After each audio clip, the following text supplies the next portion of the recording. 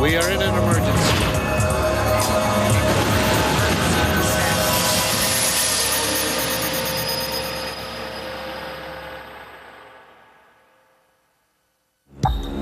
It was just a small commuter plane, buzzing back and forth from one town to another.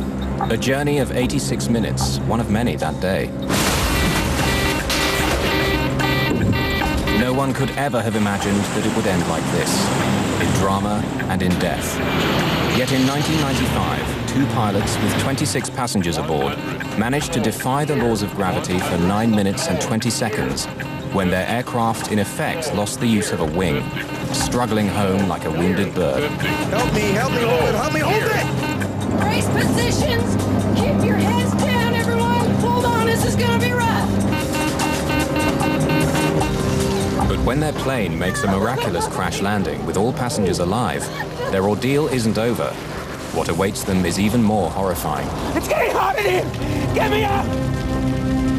Tell my wife I love her! I have never before or since dealt with so much physical devastation and emotional upheaval and so much sorrow.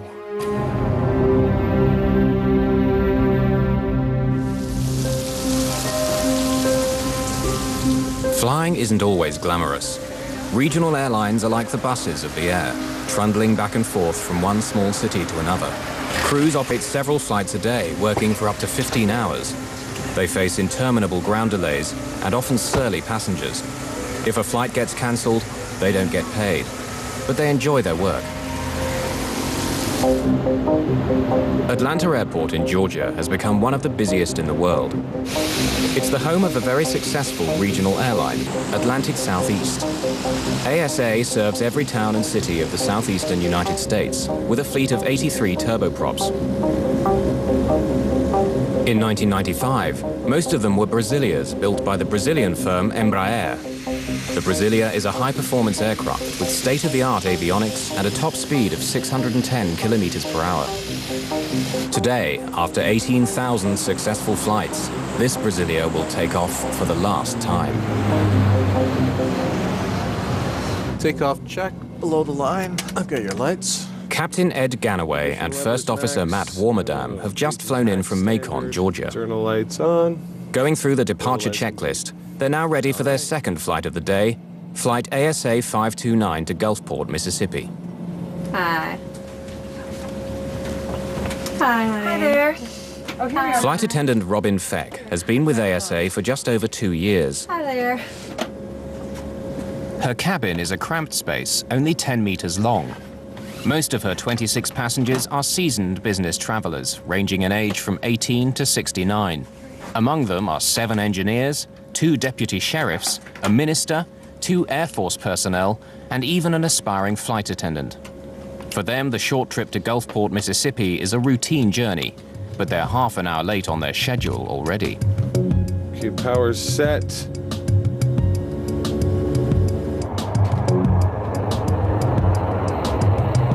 Auto feathers armed. Captain Ed Ganaway, who's been with ASA for 7 years, isn't the first pilot in his family and is a skilled and accomplished captain. V1. VR. Pause rate. Gear up. AC 529, contact departure, fly heading 060 now. We'll see you. The 2 men have been flying at ASA for some time and get along well. At nearly 2 meters tall and 95 kilos, Matt Warmerdam is a tight fit in the Brasilia's cramped cockpit. I think all pilots would agree that the Brasilia was a constant love-hate relationship. It was, at the time, the fastest, sleekest turboprop around. And it was also very tricky to master. The thing was built like a Sherman tank.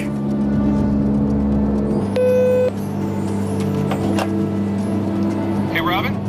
Hi. It'll just be a couple more minutes like this. It's gonna smooth out. Okay, just a couple more minutes and I'll be able to get up? Yes, ma'am.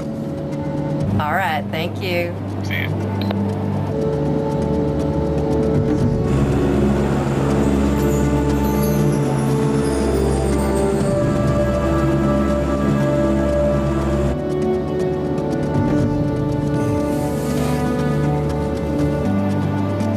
David McCorkill is a frequent flyer and works in the software business. He's on his way to an important meeting. Good afternoon, ladies and gentlemen.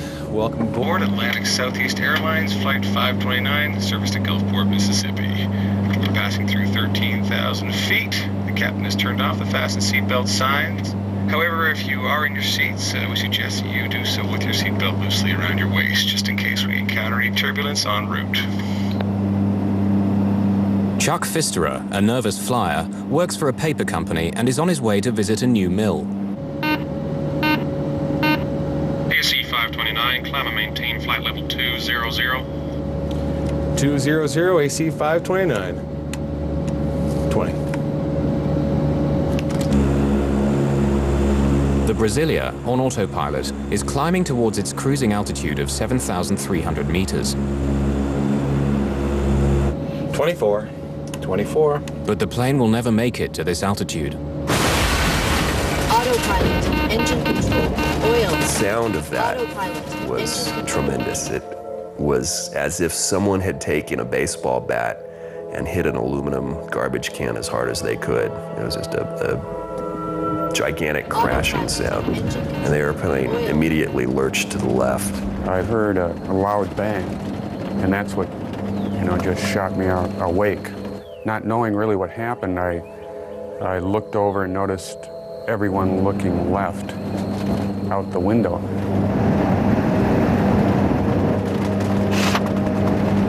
What I saw was very alarming. The outer skin of the engine had been ripped off, or as I determined later, had peeled back because of some force.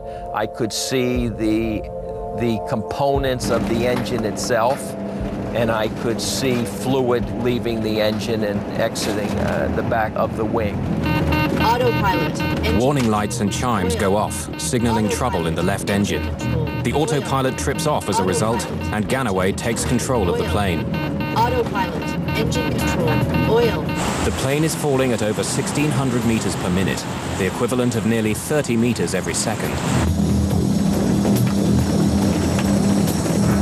Oil from the destroyed engine is seeping into the air conditioning pack, bringing smoke into the cabin. Autopilot, engine control, oil. Back off. Autopilot. We've got the left engine out. Oil. Left power lever. Autopilot. Flight idle. Oil.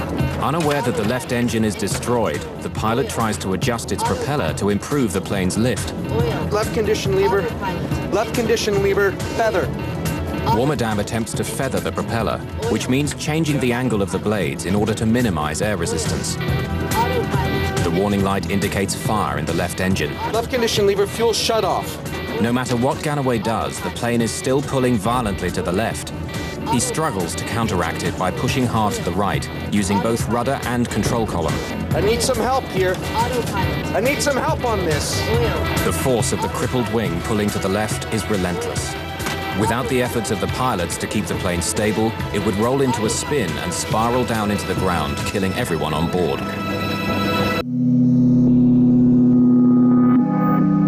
Weakening the wing's aerodynamic capabilities and dragging it down. The plane wants to keep turning left. The pilots must push hard right on the rudder to the limit to keep them flying straight. Captain Ganaway is confused. Feathering the propeller has not reduced the drag. He's so preoccupied with handling the emergency, he hasn't looked over his shoulder at the damaged engine yet. Oil. You said it's feathered? It's feathered. Oil. The hell is wrong with this thing? I don't know. Oil. For now, the pilots are focused on the plane's vital statistics: heading, altitude, speed, and the power setting of its one good engine.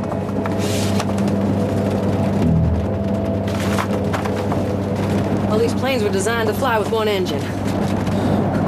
The airplane is capable of flying on one engine. However, in the case of 529, not only do you have an engine that has malfunctioned and stopped running, but now it is broken from its normal mounted position and canted, which creates a very increased or dramatic aerodynamic effect on the airplane. Let's close these. Oh, sir, you don't need